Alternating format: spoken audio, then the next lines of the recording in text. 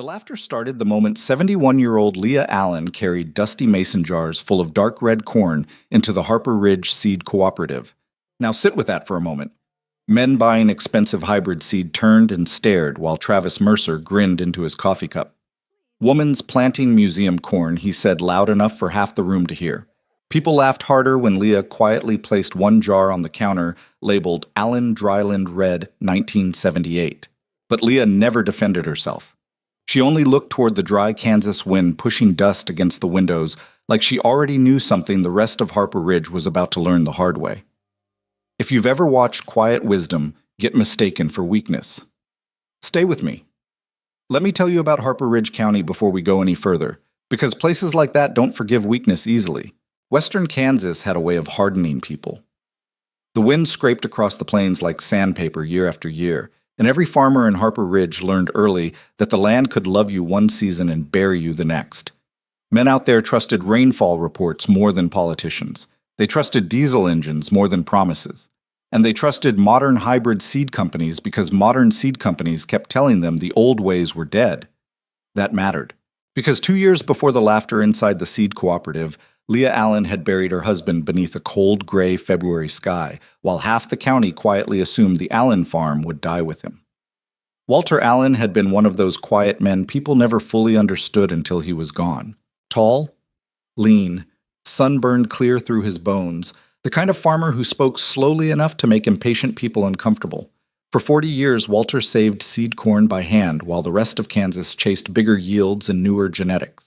Every drought year, every brutal summer, every failed rainfall season, Walter walked his fields selecting only the strongest ears. Not the prettiest, not the tallest, the survivors. Now pause here for a moment. People laughed at Walter too. Oh, not openly at first. Back in the 80s and 90s, farmers still respected old dryland men enough to keep their opinions quiet. But by the 2000s, when seed technology exploded and every salesman arrived carrying glossy yield charts, the Allen farm started looking old-fashioned. Neighbors upgraded equipment. Walter repaired old equipment. Neighbors planted tighter populations. Walter widened his rows. Neighbors bought whatever the seed dealers recommended that year. Walter kept filling mason jars in the barn. By the time he died, most people in Harper Ridge treated him like a stubborn relic from another era. And yet, the Allen farm never disappeared. That part bothered people more than they admitted. Leah still lived in the same weathered farmhouse 3 miles outside town where she and Walter had raised their daughter Emily.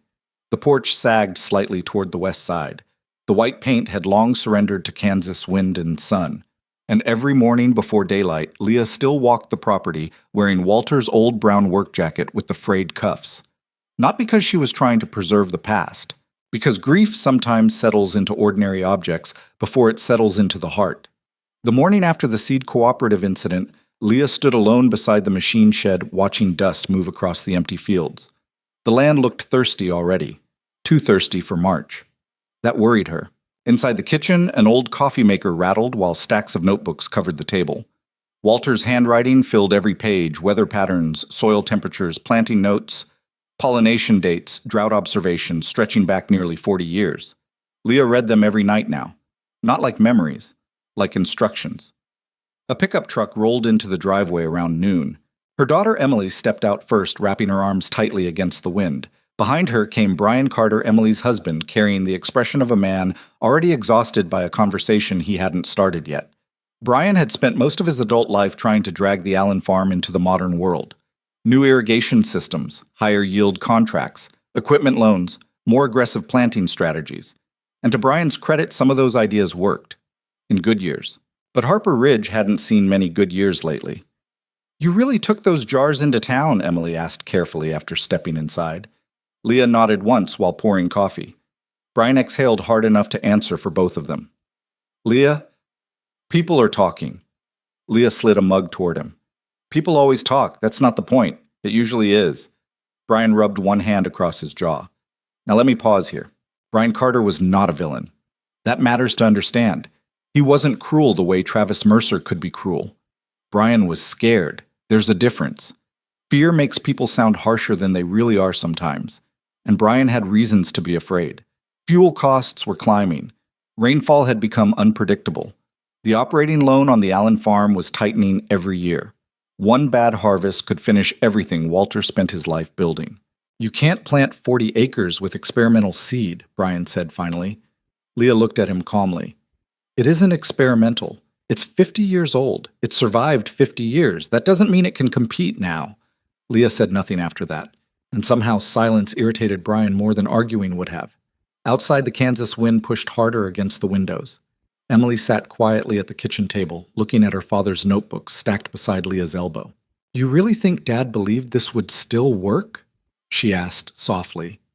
Leah rested one weathered hand against the nearest journal. No, she said. Emily frowned slightly. Leah looked toward the fields.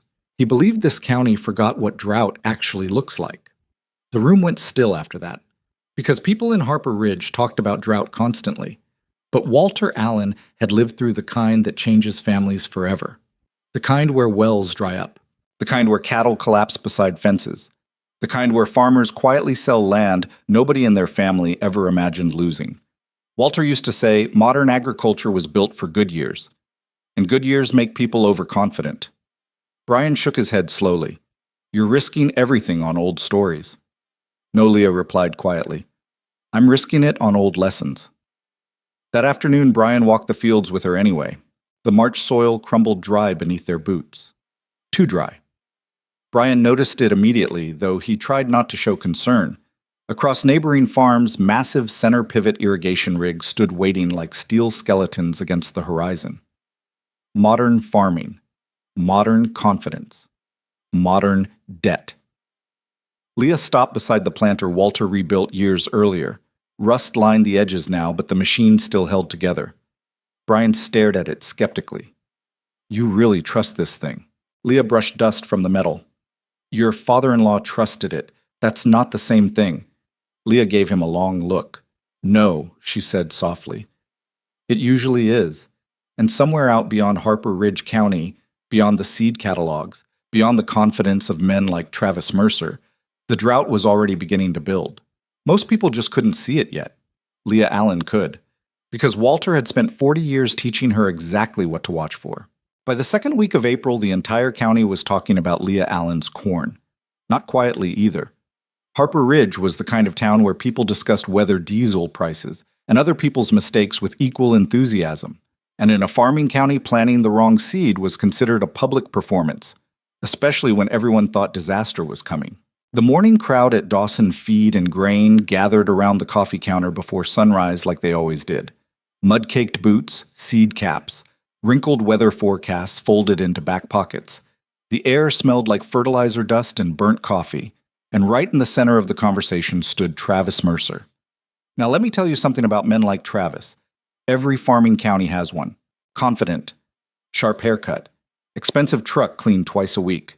The kind of man who could, quote, yield numbers faster than scripture and somehow make fear sound like opportunity. Travis sold seed the way preachers sold salvation, and most years people trusted him. Why wouldn't they? The county's biggest yields over the last decade came from Mercer Ag Solutions hybrids. Travis sponsored Little League teams, donated to church raffles, bought lunch for customers during planting season. He knew exactly how to make people feel smart for buying whatever he was selling. That morning, he leaned against the counter smiling while men laughed about Leah's jars. I'm telling you, Travis said stirring powdered creamer into his coffee. If Walter Allen came back from the grave and saw her planting that stuff, he'd probably ask for a refund on the funeral. The room erupted. Even Clay Dawson laughed at that one. Now sit with that for a moment. Clay Dawson wasn't cruel by nature either. He was Harper Ridge Bank's senior agricultural lender, and after 30 years in Kansas farm country, he developed the same habit many bankers develop eventually. He trusted numbers more than instincts, and on paper, Leah Allen looked like a failing operation. Aging equipment, declining acreage, no major technology upgrades, no aggressive irrigation expansion, and now ancient seed corn. From Clay's perspective, Leah wasn't being brave. She was being reckless.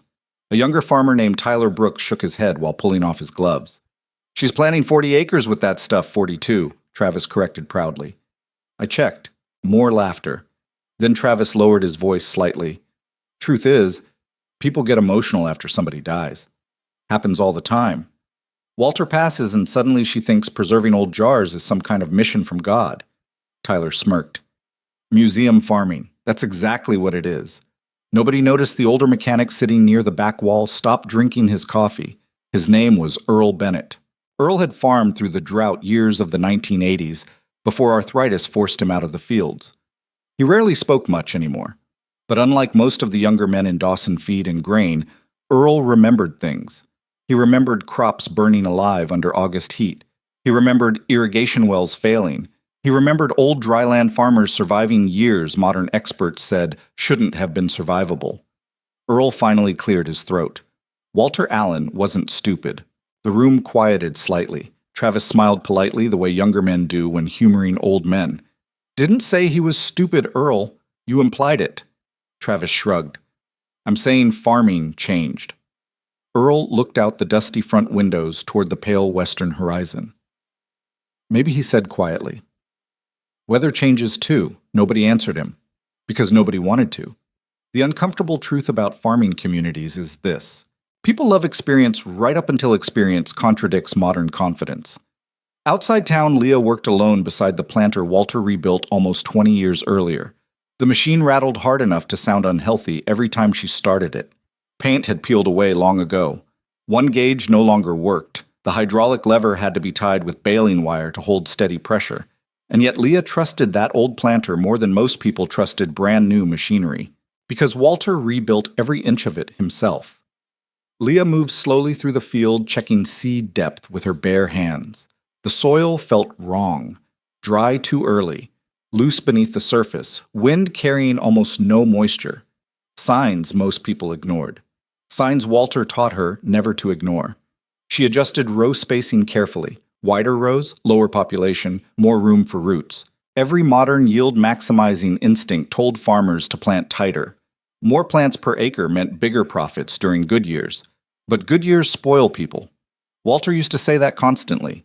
Good years make farmers forget what survival farming actually looks like. Around noon, a pickup appeared at the edge of the field. Emily stepped out first again. This time she looked more anxious than frustrated. You heard what people are saying, she asked, as Leah climbed down from the planter. Leah wiped dirt from her hands calmly. I've lived in Harper Ridge 43 years.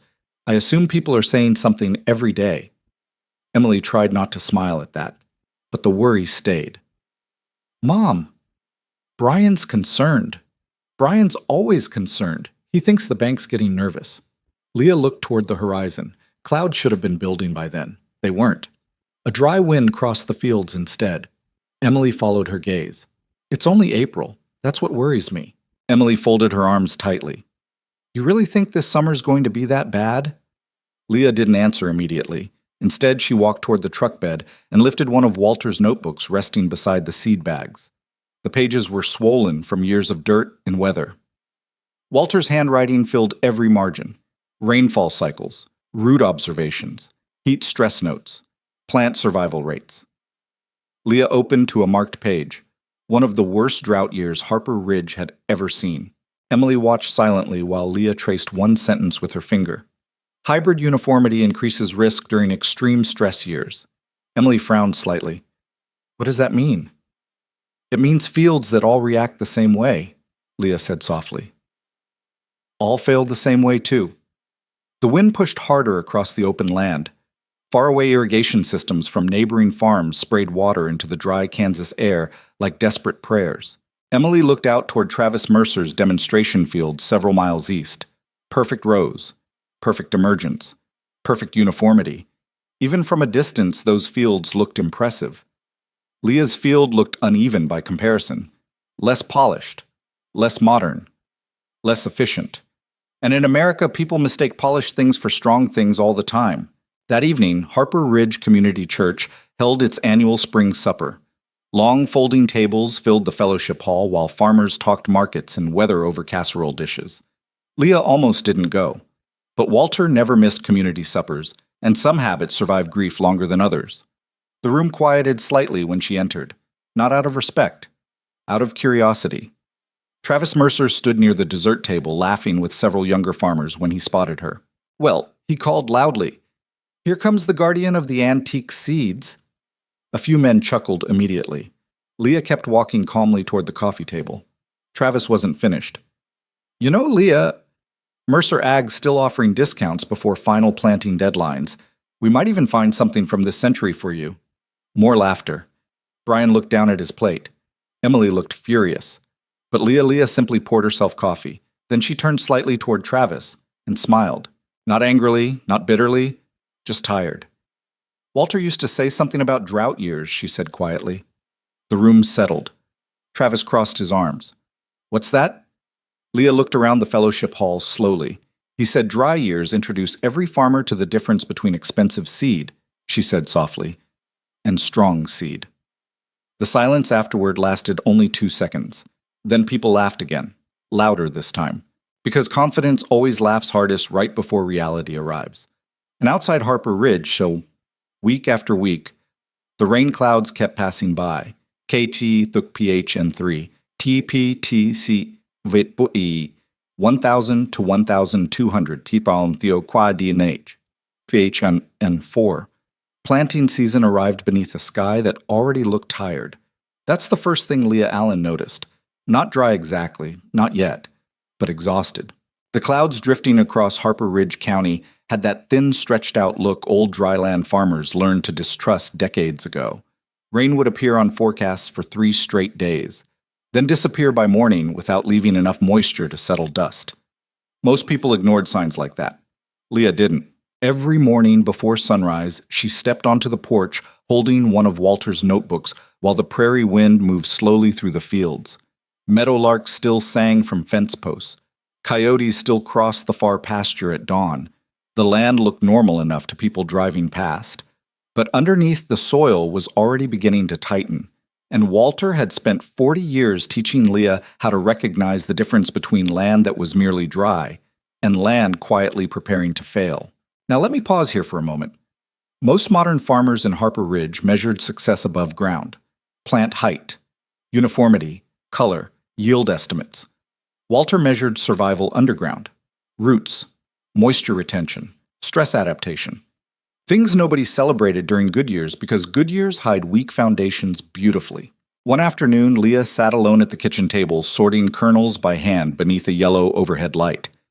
Hundreds of dark red kernels covered old newspaper across the table, while the radio muttered weather forecasts in the background. Her fingers moved slowly but confidently, rejecting cracked kernels, rejecting shallow crowns, keeping only dense, healthy seed. Walter taught her that too. Strong seed feels alive before it grows, he used to say. Most people would have laughed hearing something like that, but Walter Allen trusted his hands more than marketing brochures. Outside, a pickup slowed near the driveway. Then another. Then another. People had started driving past the Allen farm almost daily now, curiosity mixed with mockery. Some slowed down to study Leah's sparse planting rows stretching across the fields. Others pointed openly from truck windows before laughing and driving off toward their own farms. Because compared to modern hybrid fields nearby, Leah's farm looked wrong, painfully wrong. Her rows were spaced wider apart than almost anyone else in the county. Plant population was lower. Entire strips of cover vegetation remained standing between some sections instead of being chemically burned clean. To modern eyes, the place looked unfinished. Travis Mercer's fields east of town looked completely different. Perfect emergence, perfect spacing, perfect symmetry. Drone footage from Mercer Ag Solutions had already started appearing online, showing beautiful green rows stretching to the horizon beneath dramatic music and bold captions, "Maximum performance for modern farming." People love that sort of thing. Confidence photographs well. Leah's fields didn't, and America has become deeply suspicious of things that don't look impressive immediately. Late that afternoon, Brian Carter arrived again, carrying 2 sandwiches wrapped in paper towels from Emily. Leah was crouched beside the planter, checking seed depth manually. "You know they make monitors for that now," Brian said, after climbing down from the truck. Leah didn't look up. "They made calculators before your grandmother," she replied calmly. Didn't stop her from learning arithmetic. Brian sighed. Conversations with Leah often felt like trying to punch fog. He handed her the sandwich anyway. For several minutes, they stood quietly beside the field, while wind pushed dust across the open rows. Finally, Brian spoke again. "Travis says you're wasting moisture with this spacing." Leah kept eating calmly. "Travis sells seed. He sells successful seed." "No," Leah corrected gently. He sells expensive seed. Brian rubbed the back of his neck. Now sit with that for a moment. Brian Carter desperately wanted certainty. Most people do. And modern agriculture promised certainty constantly. Higher populations, higher inputs, higher yields, bigger systems, more technology. Everything optimized for maximum production. But maximum production and maximum resilience are not always the same thing. Walter understood that long before anyone else around Harper Ridge wanted to hear it. Leah finished half the sandwich before speaking again. "You remember 2012?" she asked. Brian nodded immediately. Everyone in Kansas remembered 2012. Corn curled like paper under brutal heat. Wells dropped. Entire fields burned white before August ended. Leah pointed toward the soil. Walter said farmers learned the wrong lesson from that year. Brian frowned slightly. "What does that mean?" "Everybody upgraded irrigation," Leah said. "Nobody upgraded resilience." The wind strengthened suddenly across the field. Faraway center pivot sprinklers rotated slowly over neighboring farms, spraying precious groundwater into dry air. Brian stared at them. "Maybe irrigation's the only reason some farms survived." Maybe, Leah said softly. "But what happens when the wells stop surviving?" Brian had no answer for that, because across western Kansas, more farmers were quietly talking about water every year. Not publicly. Farmers avoid admitting fear whenever possible, but groundwater reports were getting harder to ignore. Leah returned to checking the rows while Brian watched silently. The strange thing was, despite how rough the Allen field looked from the road, up close the plants appeared healthy. Not oversized, not aggressively green, but steady. Every stalk spaced with enough room to breathe, enough room to root deep, enough room to survive stress instead of competing itself to death. Walter called it giving plants permission to struggle early, because plants forced to search deeper for moisture early often survive harder conditions later. Modern farming hated that philosophy. Modern systems wanted immediate performance, immediate growth, immediate appearance. The same way modern culture wants immediate proof of value from everything. That night, Leah climbed the narrow stairs to the attic storage room above the barn. Dust floated through thin sunset light cutting between old boards. Mason jars lined shelves across the walls, hundreds of them. Decades of saved seed, corn, milo, dry beans. Walter labeled every jar carefully by year, every drought year marked separately. Leah moved slowly between the shelves, running her fingers across the glass. Most people in Harper Ridge thought Walter was preserving memories.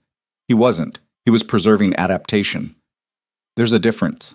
At the far corner of the attic sat an old metal filing cabinet Walter kept locked most of his life. After he died, Leah finally opened it. Inside were rainfall maps, root depth measurements, hand-drawn stress charts, and one sentence written repeatedly across dozens of pages. Uniform systems fail uniformly. Leah stood there for a long time staring at those words. Outside, thunder rumbled faintly somewhere west of the county. For a brief moment, she allowed herself hope. Rain. Real rain. But 20 minutes later, the storm split north and south around Harper Ridge without dropping more than a few scattered spits against the barn roof. By morning, the soil looked dry again, and something subtle began changing across the county after that. People stopped joking about drought casually. They still laughed at Leah, still mocked the old seed, still trusted Travis Mercer's confidence. But now farmers checked forecasts more often, watched skies longer, paused beside fields quietly after sunset. Because deep down, beneath the pride, beneath the loans, beneath the expensive technology and perfect emergence reports, every farmer in Harper Ridge knew one terrifying truth. The land always decides who was actually prepared, and the land was beginning to make up its mind. By early June, Harper Ridge County had stopped talking about rain like it was coming. Now people talked about it like something that used to belong to them.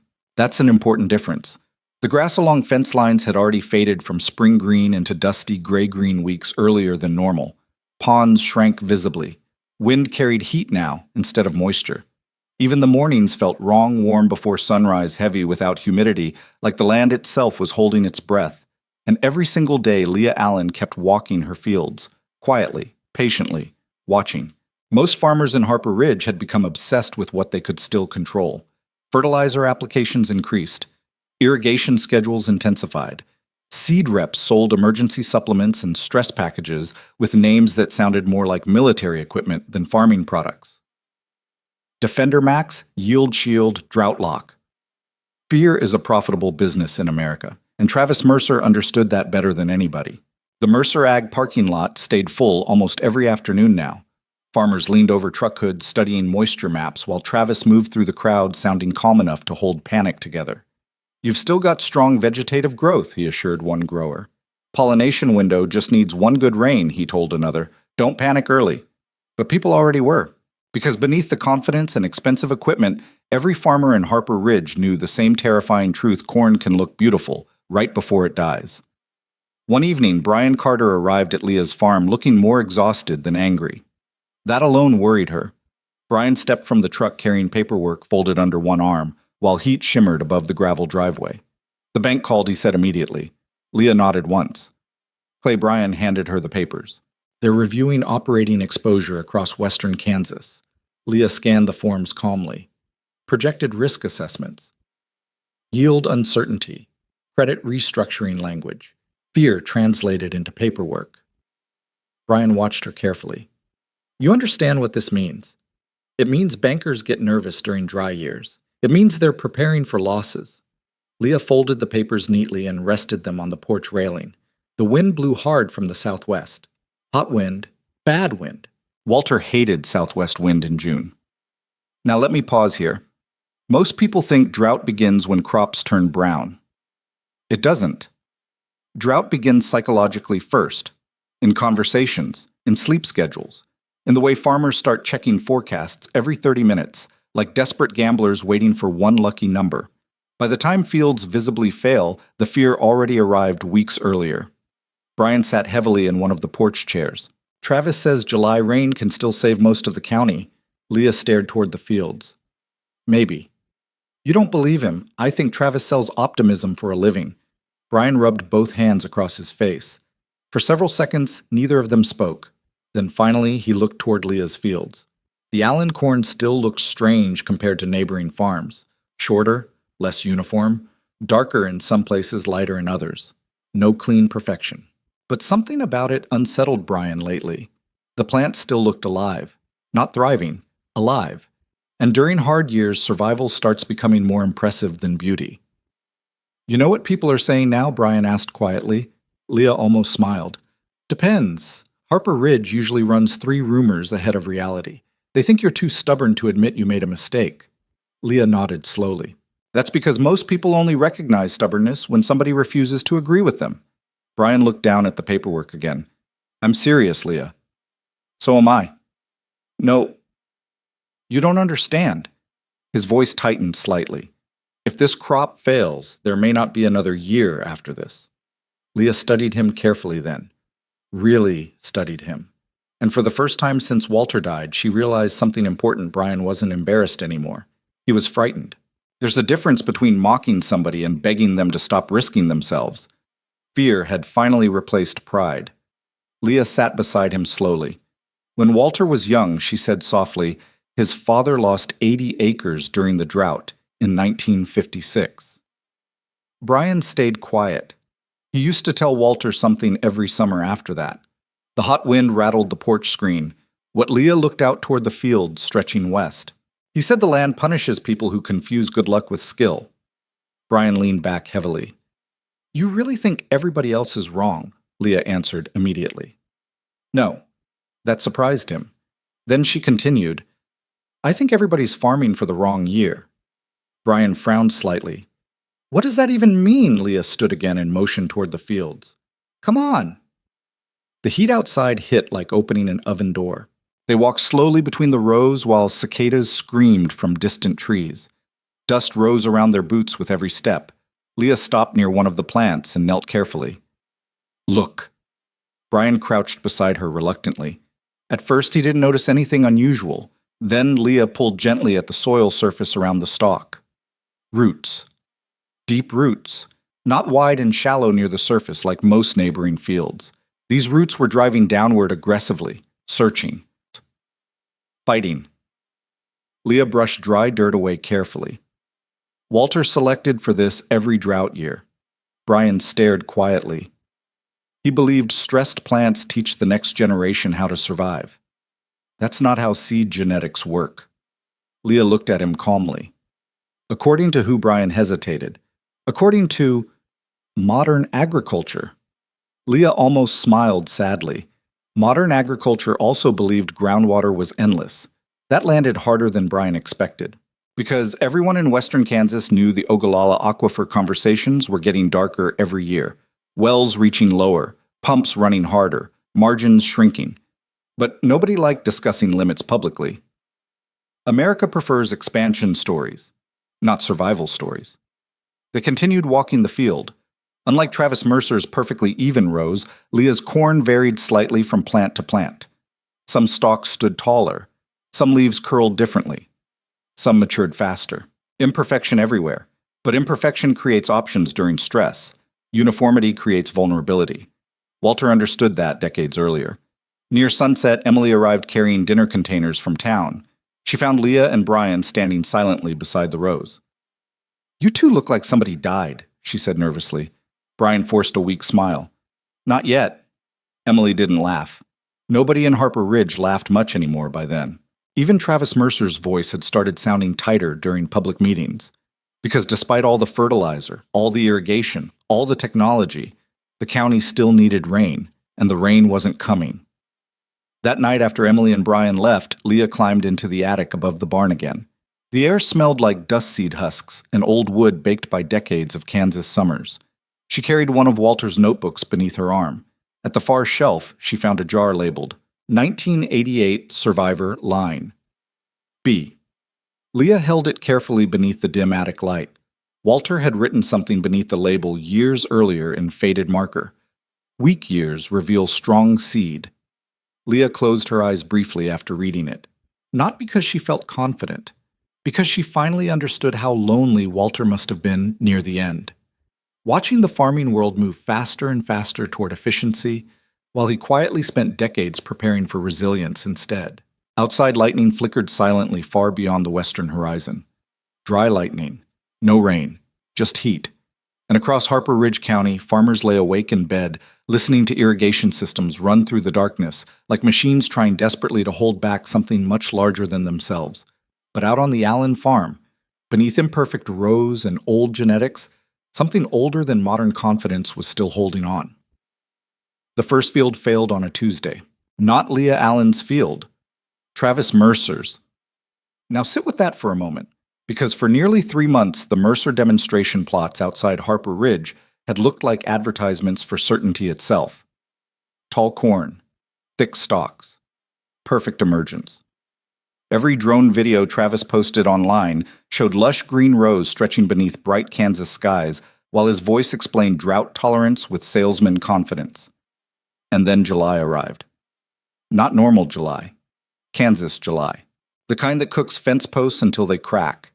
The kind that turns pickup truck steering wheels into branding irons. The kind where dogs crawl beneath machinery for shade and cattle stand motionless beside dry ponds because movement wastes energy.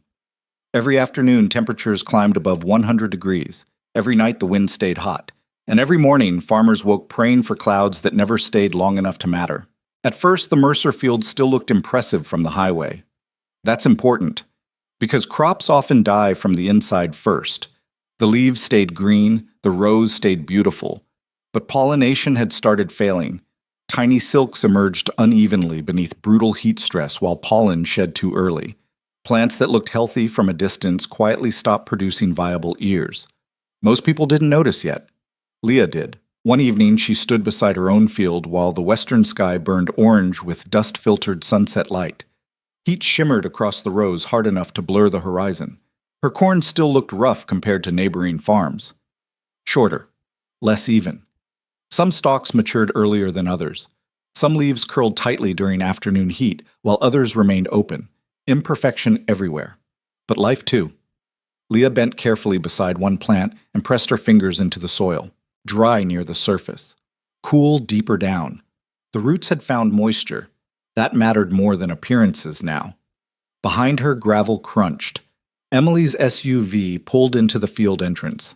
Leah already knew something was wrong before her daughter even stepped out. Emily moved quickly across the rows, carrying her phone tightly in one hand. You need to see this. Leah took the phone quietly.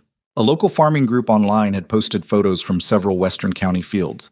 Heat stress damage, rolled leaves, pollination gaps, farmers arguing in comment sections. Some blamed seed genetics. Some blamed weather. Some blamed irrigation timing. Fear had officially become public. Emily crossed her arms tightly. Brian says Travis is telling everybody not to panic. Leah handed the phone back. That means people already are. The wind pushed hard through the corn. Dry wind. Mean wind. Walter used to call it killing wind, because hot wind during pollination can destroy a crop faster than insects ever could. Emily looked across Leah's field uneasily. Why does yours still look okay? Leah didn't answer immediately. Instead, she walked several rows inward before kneeling beside one stalk. Pull this. Emily hesitated. What? The plant. Pull it. Emily grabbed the stalk and tugged hard. Nothing happened. She frowned and pulled harder. The roots held deep. Finally, the plant tore free, violently, bringing up thick dirt clumps from far below the surface. Emily stared. The root system looked enormous compared to most modern corn plants. Leah brushed dirt from the roots slowly. Walter used to stress young plants on purpose. Emily blinked. That sounds insane. Most survival strategies do before disaster arrives. Leah turned the root carefully in her hands. He believed plants spoiled too easily with shallow comfort. Now let me pause here. Modern agriculture optimized crops for performance under controlled conditions. Walter Allen spent 40 years selecting for survival under uncontrolled conditions. That difference was about to matter enormously. The next morning, Harper Ridge County woke beneath a heat advisory severe enough to interrupt local radio programming every hour. Avoid prolonged outdoor exposure. Conserve water. Extreme stress conditions expected. But farmers don't stop during weather warnings. Farmers just suffer through them quietly. At Dawson Feed and Grain, men stood beneath the shade awning, staring toward the pale horizon, while conversations sounded tighter than usual. No jokes, no laughter. Even Travis Mercer looked exhausted. His polo shirt clung damply to his neck while he talked with several growers near the fertilizer shed. Heat stress during tasseling doesn't automatically mean yield collapse, he insisted. But it means damage. One farmer snapped back. Temporary damage. Then why is my field firing already? Travis opened his mouth, closed it again. Because there wasn't a good answer. Not one anybody wanted. Across Harper Ridge, irrigation systems now ran nearly non-stop. Giant center pivots rotated through darkness every night, spraying groundwater into air hot enough to swallow moisture before it even touched soil. Power bills exploded. Pump motors overheated. Wells dropped lower. And still the heat kept building. That afternoon, Clay Dawson drove out to Leah's farm personally. The banker climbed from his truck, wiping sweat from his forehead before even reaching the porch. I just came from the Mercer plots, he admitted immediately. Leah offered him iced tea without comment. Clay accepted gratefully. For several minutes, they sat quietly while cicadas screamed from distant trees. Finally, Clay spoke. You know, people are starting to ask questions. About Travis. About everything. Leah looked toward the fields. That happens during hard years. Clay nodded slowly. I'll be honest with you, Leah. I thought you'd already lost this season. You still might be right. That's the strange part, Clay admitted. I'm not sure anymore. Leah almost smiled. Because uncertainty unsettles confident people more than failure does. Clay leaned forward in the porch chair. Your corn shouldn't still be handling heat this well. Leah said nothing. Clay looked across the fields again. It doesn't even look healthy. No, Leah agreed softly. It looks resilient. The banker stared at her. There's a difference. Late that evening, Leah noticed another truck parked beside the road near her property. Then another. Farmers had started driving past regularly now, not laughing anymore, studying, watching, searching for signs their own fields might still recover. A young farmer named Tyler Brooks eventually climbed the fence and walked nervously toward Leah while she checked moisture near sunset. Mind if I ask something? Leah nodded once. Tyler looked embarrassed. What exactly did Walter do differently? Leah studied him carefully before answering. He selected survivors. Tyler frowned slightly. Survivors of what Leah looked out over the field, stretching toward the darkening horizon. Everything. The young farmer stood silent after that. Because somewhere deep down, Tyler understood something difficult. All at once, modern farming had spent years maximizing production during good conditions. Walter Allen spent 40 years preparing for bad conditions, and bad conditions had finally arrived. That night, lightning flashed again west of Harper Ridge. Dry lightning, no rain, just dust clouds glowing orange beneath distant storms that refused to move east. Leah sat alone at the kitchen table reading Walter's journals while an old box fan pushed hot air through the room. One page stopped her completely. July 18th, 1988. The handwriting looked hurried. Uniform hybrids collapsing under heat stress. Old line still holding, not strongest during easy years, strongest during impossible years. Leah closed the notebook slowly. Outside irrigation pumps hummed across the valley like machines fighting a war they were slowly losing. And somewhere out in the darkness beyond Harper Ridge County, the drought was still getting worse. The county stopped bragging by August. That was the first real sign things had turned serious. Not the heat, not the dust, not even the failing fields. Pride disappearing. That's when rural communities understand danger has become real. At Dawson, feed and grain conversations had changed completely. Men who spent spring comparing yield projections now stood silently beside coffee machines staring at weather radar maps that never brought relief. No one talked about record harvests anymore. Now they talked about survival. And every conversation eventually circled back to one uncomfortable subject: Leah Allen's field. Now let me pause here for a moment. People don't mind mocking someone when failure feels certain. But once doubt enters the room, mockery becomes nervousness very quickly. The Mercer demonstration plots had deteriorated badly over the last 2 weeks. From the highway, they still looked green enough in places, but up close, the damage was impossible to hide anymore. Poor earfill, patchy pollination, plants cannibalizing themselves under stress. And worst of all, entire sections of perfectly uniform corn failing in exactly the same way at exactly the same time. Uniform systems fail uniformly. Walter Allen wrote that sentence over and over for 40 years. Now Harper Ridge was watching it happen in real time. One brutal afternoon, Travis Mercer stood beside a dying field with several farmers while heat waves distorted the horizon around them. "This isn't normal drought stress," he insisted. Tyler Brooks stared at the damaged ears in disbelief. Then what is it? Combination of heat timing and atmospheric conditions. Tyler ripped an underdeveloped ear from the stalk angrily. "You told us this hybrid was built for heat." "It is." "Then why is it collapsing?" Travis hesitated, and that hesitation frightened people more than the damaged field itself, because confidence had always been Travis Mercer's strongest crop. Nearby irrigation systems sprayed non-stop beneath a white-hot sky.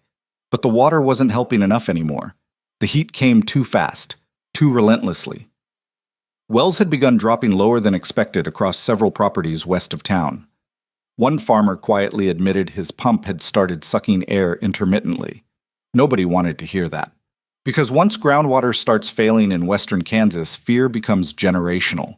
That evening, the county extension office held an emergency agricultural meeting inside the Harper Ridge Community Center. Every chair filled. Farmers lined walls. Women sat beside husbands holding notebooks and financial papers, while old ceiling fans pushed around hot air that smelled like dust and sweat and exhaustion. At the front stood Dr. Nathan Reeves, mid-40s, thin-framed glasses, soil specialist from Kansas State Extension Services. Quiet voice, calm posture. Unlike Travis Mercer, Nathan didn't sound like a salesman. He sounded like a man trying very carefully not to panic people. "We are currently observing widespread pollination instability across multiple hybrid systems," he explained, while projecting aerial images onto the wall. Murmurs spread instantly. Nathan continued carefully. "Extreme nighttime heat combined with moisture stress appears to be creating synchronization failures during tasseling and silking." Several farmers exchanged confused looks. One older rancher finally muttered, "English doc." Nathan nodded slightly. "The corn can't reproduce properly under this stress." Silence. Heavy silence. Then somebody asked the question everybody feared. How bad? Nathan paused. That pause told the truth before he spoke. "In some fields," he admitted quietly, "severe." The room shifted uneasily. Then Travis Mercer stood from the back row. "Now sit with this moment carefully, because powerful people often sound strongest right before control slips away. These conditions are historically abnormal, Travis announced confidently. No commercial system could have predicted this combination of heat and moisture stress. Nathan glanced toward him carefully. That's partially true. Partially. One word. But it changed the room instantly. Travis crossed his arms. What's that supposed to mean? Nathan adjusted his glasses slowly. It means certain older dryland-adapted genetics appear to be handling the stress differently. Nobody spoke. Everybody understood immediately who he meant. Travis gave a short laugh. You talking about Leah Allen's museum corn? Nathan didn't smile. I visited her fields yesterday. The room became perfectly still. She's experiencing significantly better pollination retention than surrounding operations. A younger farmer near the back frowned. That's impossible. Nathan shook his head slowly. No. Unusual. Not impossible. Then he explained something Harper Ridge County had never really considered before. Modern hybrids were designed for high-performance consistency under optimized conditions, but Walter Allen's seed line had spent decades evolving under repeated dryland stress conditions unique to western Kansas. Not controlled stress. Real stress. Survival stress. Nathan clicked through several root comparison photos on the projector screen. Leah's root systems extended dramatically deeper. Plant variation existed across the field instead of perfect uniformity. Different maturation rates. Different stress responses. Different pollination timing. Imperfection. Adaptation. Insurance through diversity. The room listened quietly now, not because they fully understood, because fear had finally made them willing to. Travis shook his head sharply. So what? We're supposed to go backward 50 years, Nathan answered carefully. No. But maybe we shouldn't assume older systems were always wrong simply because they were older. That hit harder than most people admitted. Because deep down, many farmers suddenly remembered older relatives saying things modern agriculture taught them to ignore. About drought cycles. About seed saving. About overdependence. About farming too aggressively during good years. The meeting ended without much talking afterward. People walked slowly toward parking lots beneath a sky glowing orange from suspended dust. No laughter, no mocking, only uncertainty. Meanwhile, Leah sat alone on her porch while twilight settled across the Allen farm. She already knew about the meeting before Emily called. Mom, Emily said softly over the phone. Nathan Reeves practically defended Dad in front of the entire county. Leah stayed quiet. He said the seed line adapted itself over decades. Leah looked toward the fields moving gently beneath hot evening wind. That's what Walter believed. Emily hesitated. Do you think Dad knew this was coming someday? Leah answered honestly. No. Then, after a pause, but I think he knew eventually people would confuse efficiency with invincibility. The porch boards creaked softly beneath her chair. Across the road, another pickup slowed nearly to a stop beside the fence line. Farmers again. Watching. Studying. One truck finally turned into the driveway. Tyler Brooks climbed out awkwardly, removing his cap nervously before approaching. Leah stood slowly. Tyler looked embarrassed. I owe you an apology. Leah shook her head once. No, you don't. Yes, I do. The young farmer stared toward her field. I laughed. Leah followed his gaze. Most neighboring fields looked tired now. Leaves rolled tightly by noon. Entire sections faded pale green under relentless heat. But the Allen field still moved with life. Not beautiful life, surviving life. There's a difference. Tyler swallowed hard. My grandfather used to save seed, he admitted quietly. Dad stopped doing it after the 90s. Leah nodded slowly. That happened everywhere. Tyler stared down at the dirt. You think we forgot too much? Leah looked across the horizon where dry lightning flickered silently again beyond distant dust clouds. Yes, she said softly. I think good years made people forget what hard years require. The young farmer stood there a long moment before asking the question more and more people in Harper Ridge were beginning to ask privately now. Would Walter have shared the seed? Leah smiled faintly for the first time in weeks. Walter believed seed only matters if it keeps going. Tyler nodded slowly, and for the first time all summer. Hope entered Harper Ridge County wearing work clothes instead of confidence. The day nobody laughed anymore began with dust, not wind, not thunder, dust. A brown haze rolled low across Harper Ridge County, before sunrise turning the eastern sky the color of old rust. By 7 in the morning, every truck parked outside Dawson Feed and Grain carried the same layer of fine dirt across its windshield. The land was drying out faster than people wanted to admit, and the county knew it. Leah Allen stood near the edge of her field before daylight, holding a coffee thermos in one hand while heat already pressed against the horizon. The corn around her moved softly beneath the wind. Not dead, not thriving, enduring. That's an important word, because endurance rarely looks impressive while it's happening. Most people only recognize survival after the danger passes. Behind Leah, gravel crunched slowly. She turned to see 3 county trucks approaching the field entrance. One belonged to Dr. Nathan Reeves. The other 2 belonged to farmers. And not just any farmers. Tyler Brooks stepped from the first truck. Clay Dawson from the second. Then finally, after several long seconds, Travis Mercer climbed down from the third. Now sit with that for a moment. 3 months earlier, Travis Mercer had laughed at Leah Allen in front of the entire county. Now he stood silently at the edge of her field, looking like a man walking into church after losing an argument with God. Nobody spoke at first. The wind carried through the rows with a dry, rattling sound. Nathan finally broke the silence. Mind if we walk the field again? Leah nodded once. The group moved slowly between the rows while sunlight rose higher across western Kansas. Sweat already formed beneath collars before 8 in the morning. Clay Dawson looked stunned up close. The Allen field still showed stress, yes. Leaves curled slightly during early heat. Plant height varied, color varied. Nothing about it looked commercially perfect. But the ears were full. Nathan peeled back husks carefully from several plants while Tyler followed close behind. Healthy pollination. Kernel formation holding, minimal abortion under stress. Tyler stared openly in disbelief. My field looked better than this 2 weeks ago, he muttered. Nathan nodded quietly. That's the point. Tyler frowned. Nathan looked across the field. Your crop spent all its energy growing fast under favorable conditions. Then he rested one hand against Leah's stalks. This crop spent 40 years learning how to survive bad conditions. Nobody answered, because standing there inside the Allen field felt strangely uncomfortable. Not magical, not miraculous. Worse, logical. That's what disturbed people. The realization that Walter Allen may have understood something important long before the rest of the county ever bothered listening. Travis remained unusually quiet near the back of the group.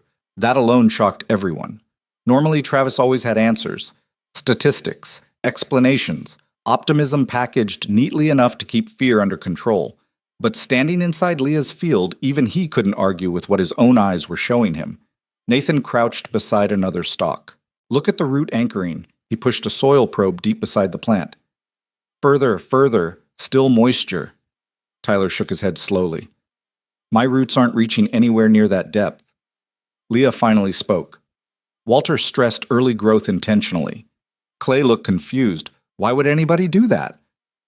So roots keep searching. Nathan nodded immediately. Exactly. Now let me pause here.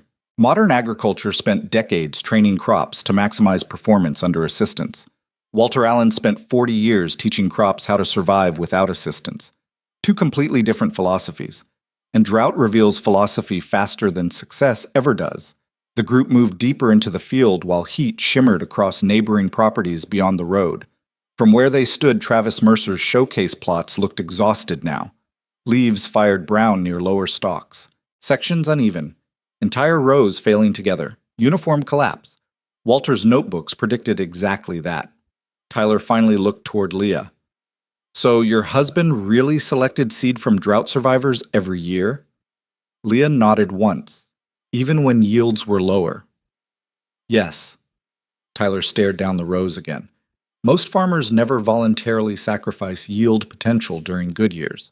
That's another uncomfortable truth. People optimize for reward long before they optimize for resilience. Clay Dawson removed his cap slowly and wiped sweat from his forehead. I owe you an apology too, he admitted quietly. Leah looked genuinely confused. For what? For assuming survival only belongs to modern systems. Leah almost smiled. Most people assume that. Nathan stood carefully while brushing dirt from his jeans. The important thing here, he said calmly, isn't that older genetics are automatically better. Travis glanced toward him sharply. Nathan continued anyway. It's that adaptation matters. Local adaptation, stress adaptation, diversity. Then he looked directly toward Travis. Uniformity creates efficiency. But sometimes efficiency removes resilience. Nobody missed the meaning behind that sentence. Travis crossed his arms tightly. These hybrids perform exceptionally during normal years. Nathan nodded. I know. This drought is abnormal. Leah finally looked toward Travis fully for the first time all morning. No, she said softly. This drought is Kansas. The silence after that felt enormous, because everybody standing there understood exactly what she meant. Harsh years weren't accidents in Western farming country. Harsh years were part of the contract, and somewhere along the way, modern agriculture began pretending otherwise. Around noon, more trucks began arriving. Then more. Word spread fast through Harper Ridge whenever something challenged accepted truth. Farmers climbed fences carefully and stood near field edges, staring toward the Allen crop. Nobody laughed now. Nobody even spoke loudly.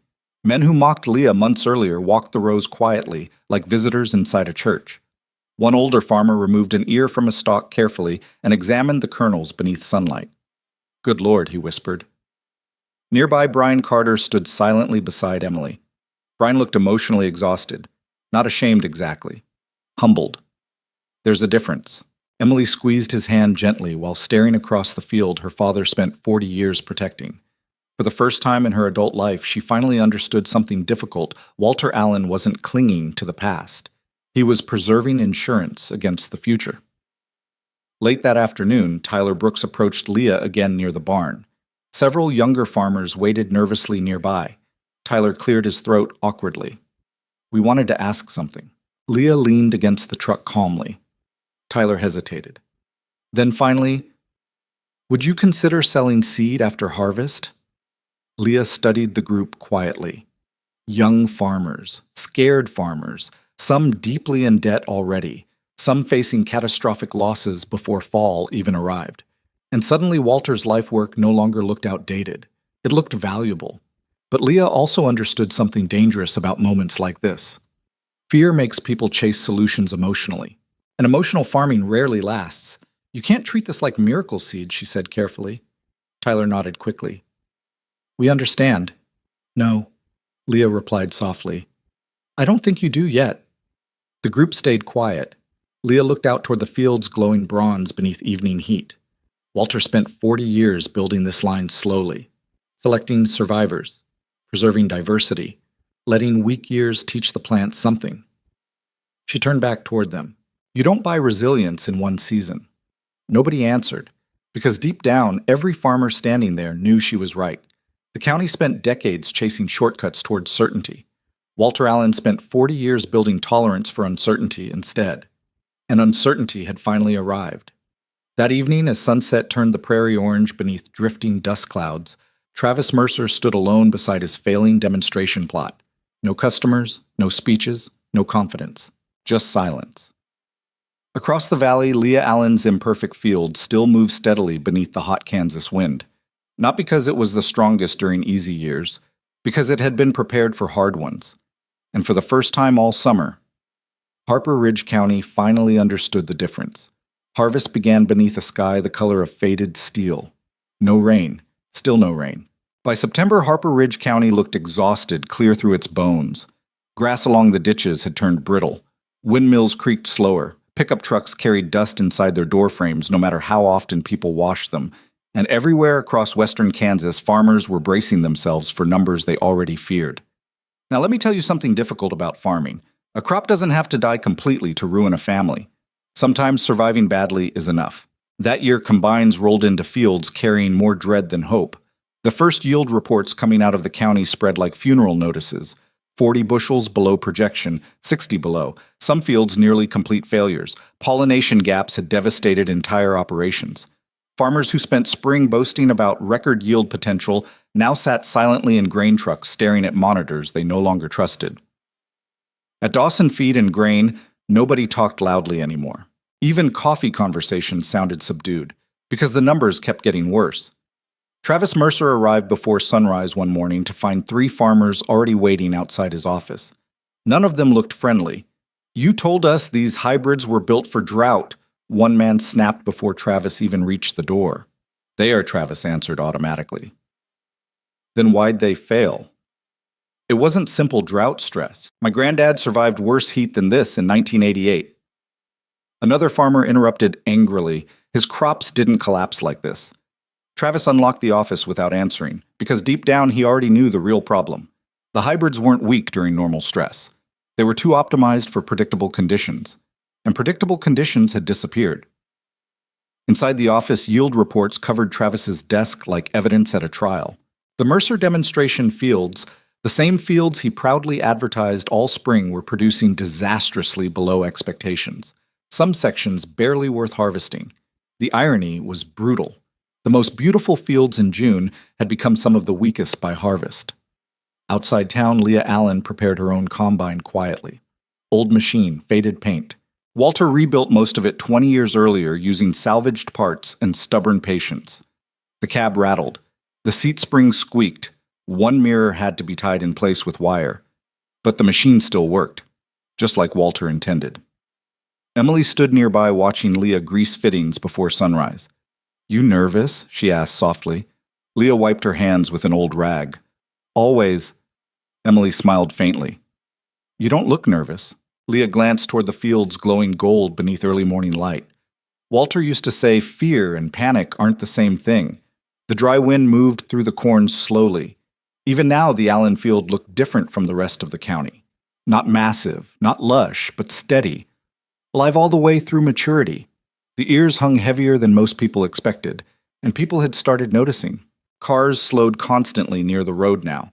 Farmers watched from fence lines while Leah prepared to begin harvest. No one mocked the old corn anymore. Now they watched it the way people watch something they don't fully understand but desperately want to. Brian Carter arrived shortly before sunrise, carrying coffee for everyone. He looked thinner than he had in spring. Most farmers did. Stress reshapes people physically during bad years. Brian handed Leah a thermos quietly. Then after several seconds, he finally spoke. "I was wrong." Leah looked at him calmly. "You were scared. So were you." "Yes," Leah admitted softly. "But Walter taught me scared people still have to think clearly." Brian stared toward the field. "I should have listened earlier." Leah shook her head once. "No, you should listen now. That matters more. Now pause here for a moment. That sentence tells you almost everything important about Leah Allen. Some people wait their whole lives for revenge. Leah only cared whether people learned something before the land punished them again. Harvest started at 7:12 that morning. The combine rolled slowly into the first rows while dust lifted behind the machine beneath pale Kansas sunlight. Inside the cab, Leah watched grain climb steadily through the monitor. Not extraordinary yield. That's important. The Allen field was not some fantasy miracle crop. Walter never chased miracle yields. He chased survivability, and survivability was about to outperform ambition by an enormous margin. By noon, word had already spread across Harper Ridge. The Allen corn was producing, consistently, profitably. Not record-breaking, sustainable. There's a difference modern agriculture often forgets. Tyler Brooks arrived first, pulling his truck beside the field, while Leah unloaded grain. "You're beating half the county," he said in disbelief. Leah climbed carefully from the combine. "How bad are the others?" Tyler exhaled hard. "Worse every day." The young farmer looked emotionally drained. His own fields had survived partially, but nowhere near enough to erase losses. Tyler stared toward the grain cart. "Your costs stayed lower too." Leah nodded. "Lower populations. Lower fertilizer dependency. Lower irrigation demand. Lower operating pressure. Walter built systems assuming hard years eventually return. Most modern systems assumed endless optimization. That difference was now measured in survival. By late afternoon, Clay Dawson himself drove out again. The banker climbed from his truck slower than usual. Not because of age, because humility weighs more than pride. Clay watched the unloading auger quietly before speaking. "You know what's strange?" Leah waited. "You never once tried to humiliate anybody back." Leah almost smiled. "The drought already handled that." Clay looked down briefly. Then after a long silence, "The bank's reviewing emergency restructuring options for dozens of farms." Leah nodded sadly. How many? Clay didn't answer directly. He didn't need to. The number was bad enough. The drought had exposed more than weak crops. It exposed fragile systems, over-leveraged operations, water dependence, input dependence, uniform dependence. That evening after harvest crews shut down across the county, a small group gathered quietly inside Leah's barn. Tyler Brooks, several younger farmers. Even Earl Bennett came leaning on his cane. Mason jars lined shelves above them, beneath dusty attic light. Walter's seed collection. His life's work. Tyler finally spoke first. "We want to buy seed." Leah stayed silent a long moment. Then she looked carefully at every face in the room. Not opportunists, not tourists, scared farmers trying to understand what their fathers and grandfathers once knew instinctively. "You can't just plant it," Leah said finally. Tyler frowned slightly. "What do you mean? You have to steward it." The room stayed quiet. Leah walked toward one shelf and carefully lifted an old jar labeled Allen Dryland Red, 1988 Survivor Line. "Walter believes seed belongs to the future," she said softly. "Not corporations, not trends, not one good year." Earl Bennett smiled faintly from the corner. "Your husband would have liked hearing that." Leah looked down at the jar in her hands. "No," she said quietly. "He would have preferred people learned it before things got this bad." Silence settled heavily after that, because everybody in the barn understood the truth now. The drought had not created the county's vulnerability. It only exposed it. And outside, beneath the dark Kansas sky, combines continued moving slowly through failing fields across Harper Ridge County, while one old widow's museum corn quietly became the most valuable crop in the valley. Not because it produced the biggest harvest, because it survived when survival became the only thing that mattered. Winter came slowly to Harper Ridge County that year.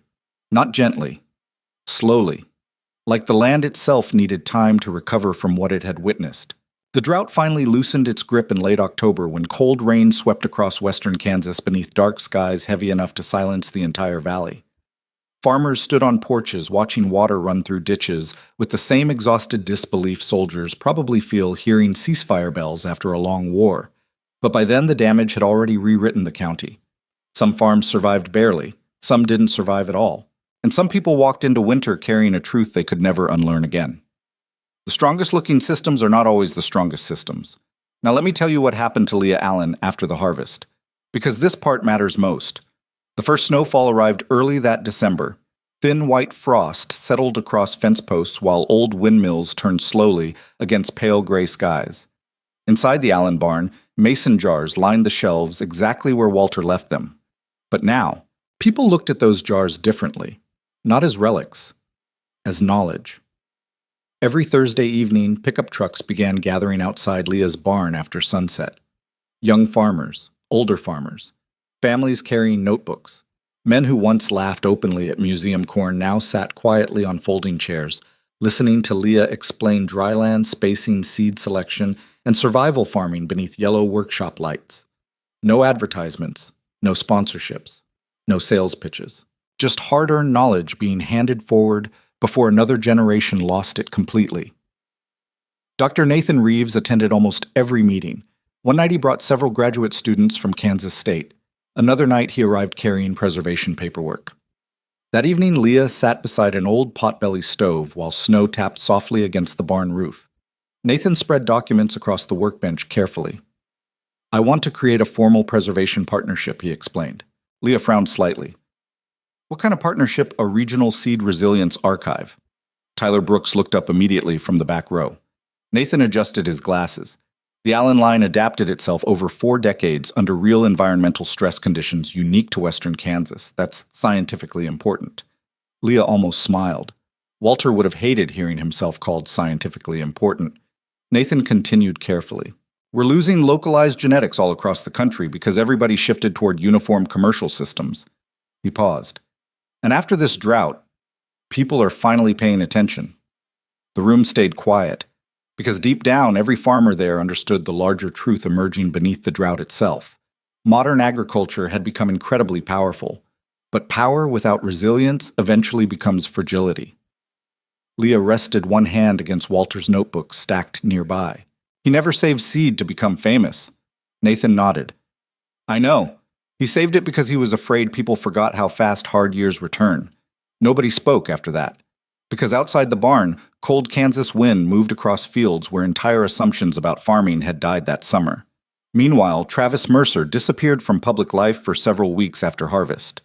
Rumors spread constantly. Some said Mercer Ag Solutions would close completely. Others claimed Travis planned to leave Harper Ridge altogether. But one snowy evening in January, a familiar black pickup rolled quietly into Leah's driveway. Emily noticed first through the kitchen window. "You've got company." Leah looked outside calmly. Then she saw Travis climbing slowly from the truck. Not polished anymore, not confident, just tired. Now sit with this moment carefully, because humiliation changes people two different ways. Some become bitter. Others become honest for the first time in their lives. Travis removed his hat awkwardly when Leah opened the door. "I won't stay long," he said quietly. Leah stepped aside anyway. Inside the kitchen, the old coffee maker rattled while snow drifted past the windows. For several seconds, Travis simply stared at Walter's notebook stacked across the table.